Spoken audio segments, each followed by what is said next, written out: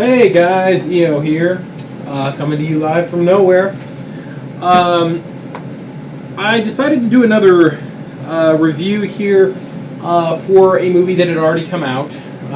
You know my feelings on The Lone Ranger by now, maybe. I just posted that, so there may not have been many people that have listened to that one yet. But this one is going to be about Drive, with Ryan Gosling, Bryan Cranston, Carey Mulligan. There's one other person in there that I can't even think of her name. I'm so surprised I can't think of her name too. But not a bad flick. It's interesting. Christina Hendricks, that's the other one. Big one. Ron Perlman also, that I forgot. I can't believe I forgot Ron Perlman. Oh my god. Alright, well, this movie is a different animal. Let me just say that. It is adapted from a book, I think of the same name, if I remember right, by an author named as James Salas. I have not read this book. Excuse me. I don't know what the book's like. I don't know how closely it's adapted. So, for those of you who are a fan of like book to movie, movie to book, or just like to be critical of that kind of thing, I know. Go out and check this book out. Take a look at it, see what you think, I guess. I may be doing the same. Starting out, this movie, I saw the trailer for it, and I will admit, I looked at it and I was like, okay, it's okay. It's, what it essentially is, I mean, it's billed kind of like what it is, it's an art house film. I mean, that's pretty much the best genre I could give it to you, and it is an art house film. This film, I would endeavor is to say is built to appeal to a niche audience, like not a mass market audience by far, which in fact it did appeal to quite a few people. I mean, it did make all its money back. I think it was filmed for about $15 million, which that's pretty low budget for a movie like this. I mean, maybe you could consider that high budget, since it is a pretty practical movie. It's a realistic movie. It is realism. Your actors are probably what made up a lot of the stint of that stuff. I don't know how much Ryan Gosling made to do this. I don't know how much Ron Perlman pulled down to do this as well, and I don't know how much Bryan Cranston at the time was able to pull either, after his work on Breaking Bad, as well as Christina Hendricks. So getting into it, I guess I'll start with. As I said, art house film, directed by a guy named, I think, Nicholas Refn, I think is his name. This movie starts out, the minute I started watching this movie, I was like, oh, wow. Like, the very start of the movie, I was kind of hooked. I was like, this isn't bad, He's, it opens with him being the driver, that's what he is. For a heist and making a little getaway from the cops and everything. And so it opens really fast. It opens with a punch. And then you have this weird purgatory for the next 20 minutes of the movie, or maybe a little more. I think it's probably about 20 minutes, where nothing really happens. There's a lot of dead space in that part, and it almost made me want to turn it off. But I don't do that. That's kind of one of my rules, So I was like, hey, you know what? I'm gonna keep watching this, I was very critical of it during those first 20 minutes, and it almost made up my mind about the movie in general. So maybe that says something about it. I don't know. If you lose my attention, I'm usually not gonna turn you off, but I'm gonna immediately start questioning it. Which I wonder how many people who went to this movie did that. And if you were in a theater, it's a different animal altogether. I mean, you've paid the money, you're there, you're probably going to sit through it. I mean, some people are going to get up and leave. Come on. I mean, it is, I think, actually before the 30-minute mark. So most theaters You know, if you leave within the first 30 minutes, then they'll give you your money back. For those who you don't know that, most theaters will. So I mean, I don't know how many people did do that. I mean, across the board, I've got a lot of like and hate for this movie. Like, not myself, but I've heard a lot of likes and a lot of hates. I mean, I think you fell on either side of the bar on this movie. You know, it's filmed in a way that it feels deeply 80s. Deeply 80s feel to it. I like the filming of it, actually, with the exception of a few points, which I'm going to make in a second. That 20 minutes that I was talking about, and I mean, this particular aspect of the film does not happen just in those 20 minutes, it happens the whole film. We have these close-ups with the characters, or we have these moments of, like, pause between characters, especially Ryan Gosling's character of, I guess, the driver. I mean, they don't ever give a name.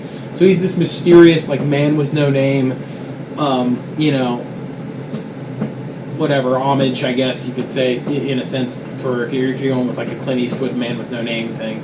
But, which I don't know if it helps or hurts the movie. I mean, the whole time, when he's on screen, I mean, honestly, throughout the movie, I think he's eclipsed, not the acting, but the character is eclipsed by every other character around him is more interesting than him. Like Ron Perlman, I don't know the actor who plays the lead bad dude, the you know, that gets whacked at the end finally. Bryan Cranston, all these people. When he's on screen with him, even Christina Hendricks, like I'm you know, she's got a very small part in here, and the scenes he was in there with, I'm just like, I kind of like, I'm looking at her character more than him because he's, you know, very, very drab in the sense you don't know a lot about him, which isn't necessarily, you know, a totally bad thing. I mean, if you're going to have this character, but you need to describe a little bit about him, you know, if you're going to have him doing all this stuff. But, it follows this character who is kind of like I mean, I guess you could say jack of all trades in the form of cars. Like, he fixes cars, he races cars, he drives, you know, getaway cars. So anyway, he meets Carey Mulligan's character, who has a husband in prison, befriends her and all this, and then in that 20 minutes, and then from then on, you know, it's him after the husband is killed in a robbery. He's trying to pay this money back to kind of a loan shark, in a sense. Gets killed, and that's kind of when the movie gets good. Is he gets himself into some trouble, and from then on the movie's, you know, pretty solid, really. One thing I've got to touch on right now is I absolutely loved the soundtrack of this movie. I mean, hands down. I mean, it works with the movie as good as movies like Tron and Judge Dredd. Not Judge Dredd, just Dredd. Don't make me, you know, don't quote me on the Stallone one. Yeah, I'm a fan of it for different reasons when I was younger, but the new Dredd and Tron are my two sightings I'm using for scores and soundtracks. They work really well with the film. Not because the music's good in itself, which some, you know, it is, like, but for the most part, this movie, its soundtrack works awesome with it. With the exception of one piece, which the whole soundtrack is a very, like, synth-ish, like, 80s, you know, like Glenn Frey, like, you know, like Baker Street feel to it. And I mean, it puts a good spin on it because it does feel kind of like you're in a Miami Vice in a sense, which works, I guess. I mean, I guess that's what they were going for. Up to the point where you get this classical piece toward the end of the movie that, I mean, I just thought didn't fit at all. Like, I thought you could have put another track in there and it would have worked just as good. I don't know. But there's a track at the beginning of the movie done by a guy I'd never heard of, by the name of Kavinsky, apparently. And it's got a weird synth, like dubstep feel to it. I mean, I really like when that track started, like in Ryan Gosling's driving the car. I felt like I was thrust into an episode of Miami Vice, and any second Glenn Fry's "We Belong to the City" was going to come on. For anybody who's listening to this who's way too young, which I'm probably way too young to know this too, but I'm weird, so yeah. If you want to know what I'm talking about and get the joke, just look that song up, and you'll get the joke. The other song is at the very end of the movie, and it's in the middle too, I think, actually, the same song. I had to look this song up too, I didn't know it. I don't know this band, I think these two bands that collaborated on this song either. This band called College, and this band Electric Youth. I mean, maybe I'm not into the hip contemporary music anymore, which for the most part I think it's, complete shit. So, maybe that says something, but I like this song, and it's called "A Real Hero," I guess is the name of the song. I mean, I don't know, it's an interesting song, and I actually really liked it, especially in the setting of the movie. The Kavinsky song at the first of the movie, for anybody who's going to go look for it after they watch this movie and have kind of had trouble finding it, which is really not that hard to find, but some people might have trouble. That song is called "Night Call," and I actually looked up some of his other stuff, Kavinsky's other stuff, and it's actually, I mean, it's all got the same feel to it, it's all got the same sound to it, but it's cool. Like, I liked it, actually. If you're into like the 80s, like, kind of that synth, pop kind of beat music, you'll probably like it. Moving into Ryan Gosling, does a fine job in his character. I personally don't really care for the character. The second half, from the halfway point to the rest of the movie, I do. Like, I don't care for him so much as I mean, you don't know a lot about him, so it makes it interesting to see how he's going to react, which, it's the same way as if you're like, you're watching a movie with a serial killer. The less you know about them, the more, the more like intrigued you are by them, because you don't know how the hell they're going to react to any written scenario, which is kind of the way his character is written. And his character is very anti-hero-ish. I mean, I guess you really could call him like, I guess you could call him kind of a heroic character in a sense, as he comes to this woman's rescue and then spends the rest of the movie trying to protect her after he's screwed up, and her husband is kind of screwed up as well.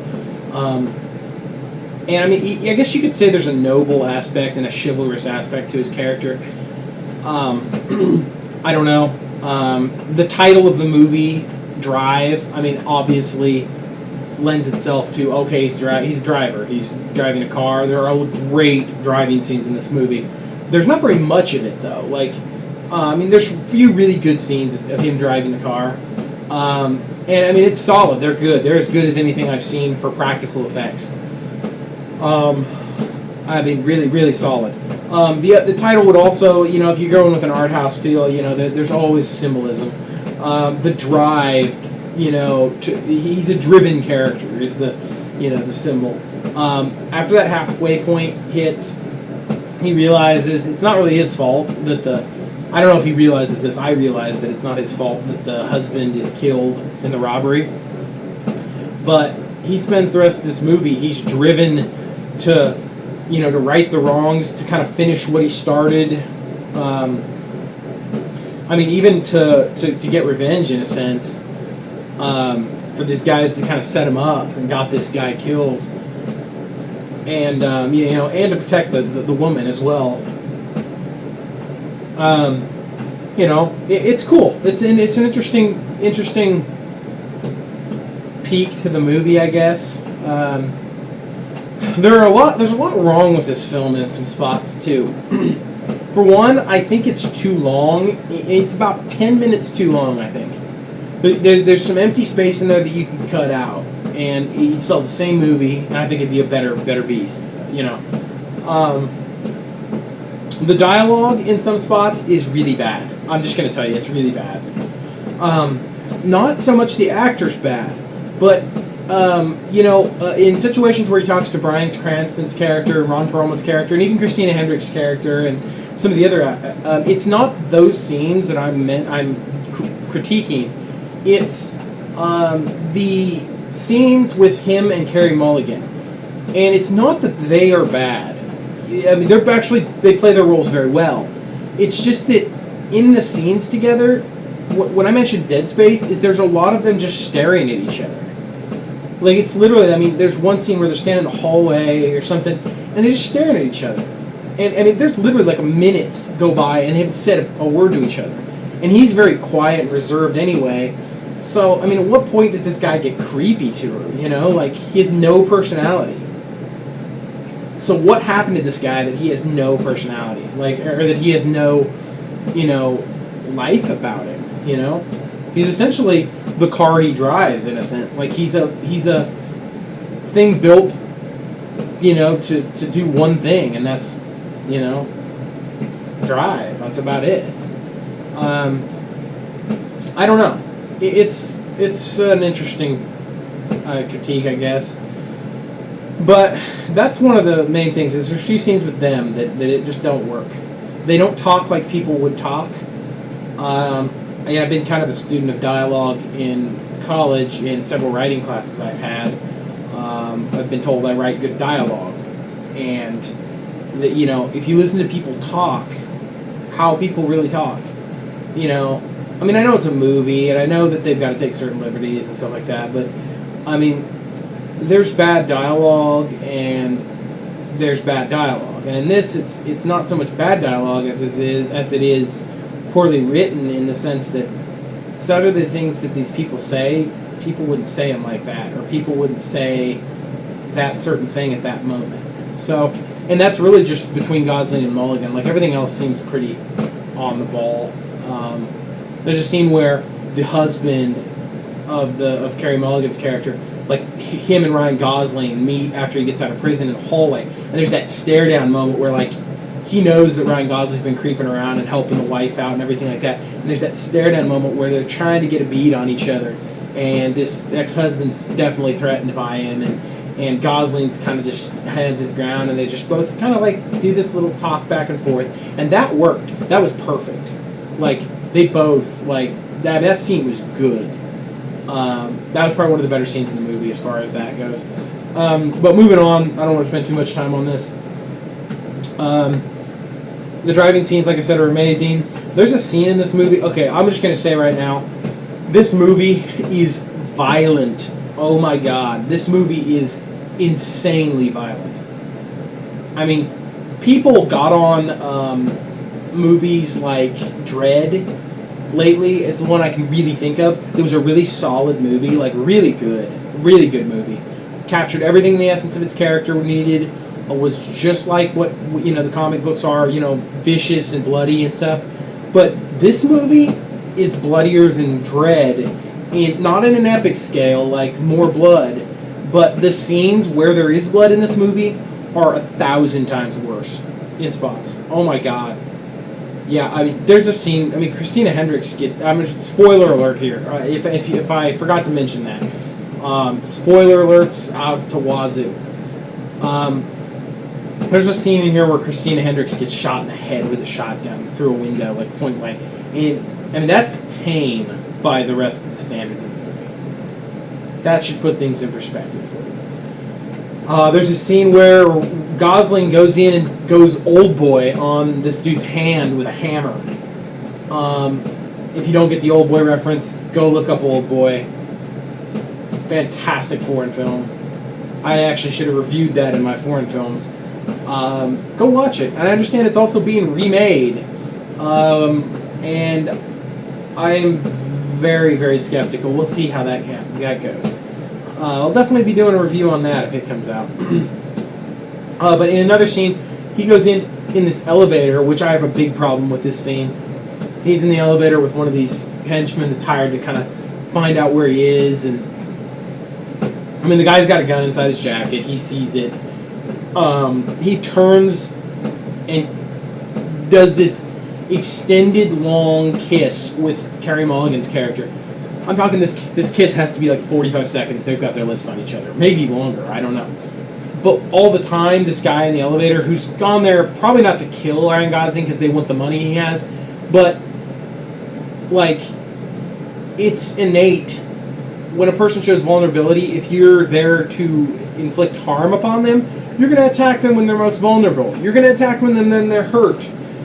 It's just innate. Like, watch any UFC fight, watch any wrestling match, any competitive sport, any fight in general. If a person shows weakness, the other fighter, the other person is going to pounce on that guy like a fucking wild dog because he senses weakness. And at this point, Ryan Gosling has his back turned to the guy, kind of half turned to the guy. I'll give him the benefit of the doubt on that.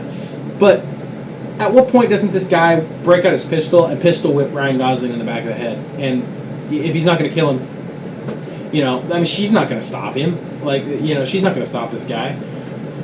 So that part is very unbelievable. But, I mean, then Gosling turns around and, it literally puts the boots to this guy's head. And, I mean, stomps a hole in his head. I'm not talking stomps his head into the floor. I'm talking stomps a hole in his head. It is one of the worst scenes I've ever seen as far as that goes. Like, it's terrible. And, I mean, it works in the movie, don't get me wrong, but, I mean, I'll just warn you, it's pretty brutal. Bryan Cranston's character, the end of the movie, naturally, the big boss dude comes and kills him. And kills him in one of the stupidest ways I've ever seen. This is one of the major things I really, really was like, oh my god, this is... No, sorry. If you're there to kill the guy, you're going to make sure he's dead, Well, anyway, he shakes hands with the guy, because he's known this guy a long time. And with his free hand, he turns the shaked hand and slices down Cranston's forearm with a straight razor. Like, slices him deep, down. So the idea is, okay, he slit his wrist down the forearm.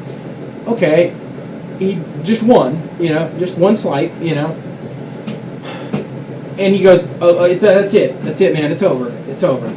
Like, okay. And then next scene, it shows him washing his razor off. And then eventually you see Gosling find Bryan Cranston's dead against the car, having bled out. I had to look this up. I mean, I knew generally, but I mean, I kind of wanted to make sure that I was right about this before I said it.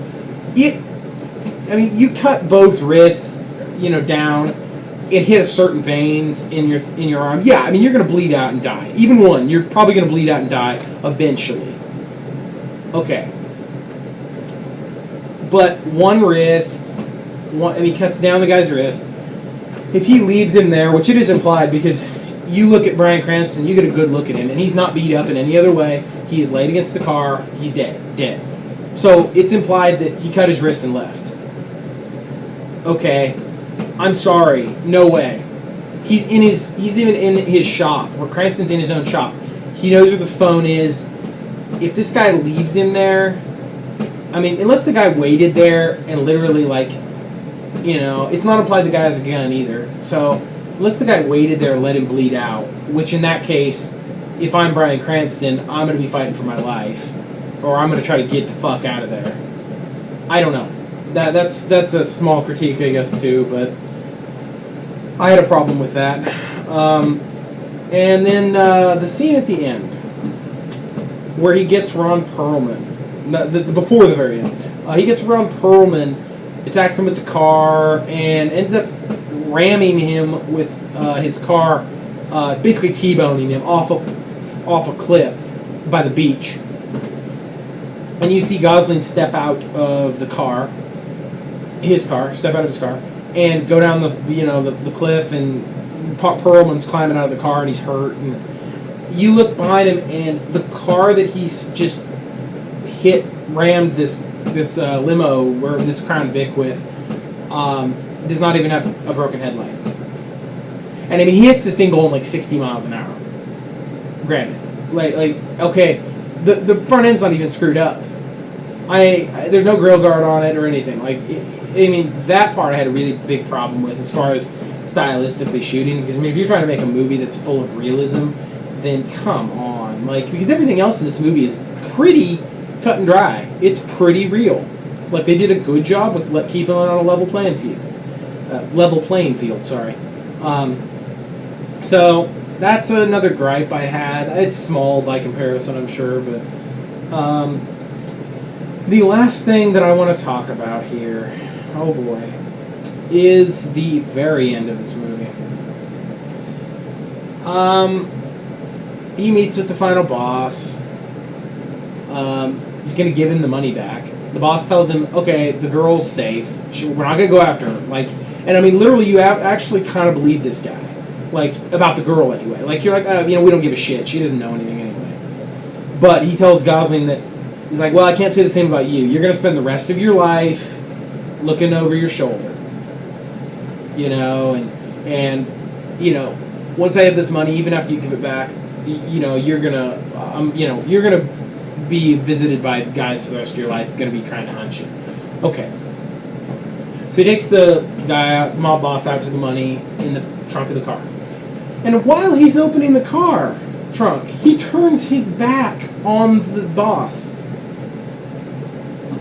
Why would you ever turn your back? I mean, obviously this guy's shady. He killed he killed Bryan Cranston's character. Straight up. Like, you already knew he did that, or you assume he did that. Could have been Ron Perlman too, I guess, but regardless, he turns his back on this guy, and this guy pulls a switchblade and stabs him in the stomach. Like, as he turns around, like, he stabs him in the stomach. And Ryan Gosling, which it's very quick when it happens. I don't know what he stabs him with. Maybe it's just a regular knife. Maybe I missed something. But he stabs the guy in the throat. He return strikes him right in the throat with a knife of some sort of bladed weapon. And then the camera cuts to a shadow of the sun beating down, and this shadow's Ryan Gosling's shadow standing over the other guy's shadow, and he letting him down, and eventually pulls the blade out. And he flashes back to Ryan Gosling, and he's bleeding really bad from a stomach wound, and flashes to him in the car. And he sits there, and that's another problem I had with this, is the scene. Like, I'm sure it's built to be stylistic, because Gosling is sitting there, and his eye, and he's literally not moving. He's got his head against the back headrest, and his eyes are open, and it's kind of almost a fake out. Like, you're like, oh, is he dead? Because you don't really see any movement for a long time. Like, I thought the movie, actually, when I was watching it on my computer here, I thought it had frozen up. Like, I thought it had, like, literally, like the buffering had stopped. Like, that's how bad it was. And then you see his eye kind of slowly blinking open again, and he starts the car up and drives off. You get a glimpse of the Carey Mulligan's character in the apartment knocking on his door. He's not there. She's walking down the hallway. And the next scene you see is him holding his stomach wound, driving off into the darkness, pretty much. That's it. End film. Fine. The cryptic ending. I don't mind the cryptic ending so much. I really don't. The Grey is another great film. I mean, I think, honestly, The Grey was probably the best film of last year. Overall. Accomplishing what it accomplished, what it wanted to accomplish, and Liam Neeson's just a badass. So I honestly think that, that was one of the best films of the last year, if not the best film. And it's not even really my favorite film. This film works in a similar level. Like, okay, is he just gonna die in his car? Is he just gonna drive off and bleed out? Like, I mean, because you see he's losing a lot of blood. Or, is he driving off, distancing himself from the woman to make sure she's safe, to go start over, or to go, he's the driver. He's the man with no name, or is he just gonna go on and do something else? Reappear somewhere else, like Ryan Cranston says earlier in the movie, that he just came out of nowhere. I hired him into my auto shop and don't know anything about him really. Maybe that's what the movie means, but you can interpret that cryptic ending any way you want. But overall, I don't want you to get the wrong picture that I dislike this movie, because I really, the start of the movie. How should I put this? Not very many movies have I watched where my view of the movie has kept changing back and forth throughout the movie. It only did it a couple times, but when the film starts out, when he's driving everything, I like the camera work, everything. I was like, wow, this is kind of cool start out. I like this. I like this movie. I kind of had made it in mind. I was like, I think I'm gonna like this movie. And then we hit the dreaded 20-minute void where nothing really happens and it's really painfully slow. And I like that 19 or 20 minute mark, or however long it is, like right before it sped up. I was at the point where I'm like, I'm not really caring for this movie anymore. And then it sped up again, and I'm like, okay, I'm starting to like this again. Okay, I'm really starting to like this. And it finished, and I was like, okay, I think I like this movie. And there it is. I mean, I liked this movie. I did. Did I think I was going to like this movie? Honestly, no. I didn't think I was going to like this movie. At least not as much as I did. I mean, there are a lot of cool parts in this movie. I really enjoyed certain parts of it. Like, it was, really, really interesting in a lot of areas. But, I mean, if you're a fan of Ryan Gosling, maybe see this movie.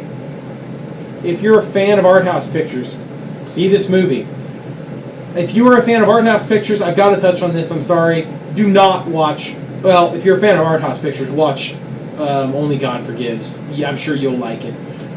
This same director, I understand, directed Only God Forgives, a movie which I tried to watch like a couple weeks ago, and it is one of the worst movies I've ever seen in my entire life. I mean, it's a pretty movie. Like, the filmography, like the cinematography is beautiful. Like, it's really cool. The colors really, but I mean, it's just, it wasn't for me. I mean, I don't know. I probably shouldn't say it's a bad movie. I mean, just because I didn't like it, but I mean, there are a lot of areas that it's just too cryptic for certain people to understand, and maybe I'm not. I mean, I like to think of myself as pretty observant. I was a literature major. I'm used to looking at context, but anyway. So don't go see Only God Forgives if you like this movie, because you probably will not like Only God Forgives. It's a very similar vein, but it's proof that sometimes you should only do a concept once. And if you're a fan of violence, like violent movies with real edgy, like a lot of blood, probably watch this movie. If you're a fan of like fast-paced movies, don't watch this movie. You will not like it, probably, because it's not a fast-paced movie. It's very slow and meticulous. If I had to give it a rating, I try to do it and everything just to kind of give people perspective. I don't like to do the star rating, but I do it because it's very identifiable. I would give this like a solid 3 stars out of 5, maybe 3 out of 5. Maybe 3.5 out of 5. So I liked it. It was an okay movie. Parts of it were really good. Other parts were not very good. But I did like this movie. But anyway, I mean, that's all I have to say about this one. You be the judge. Watch it or don't watch it. I'll talk to you later.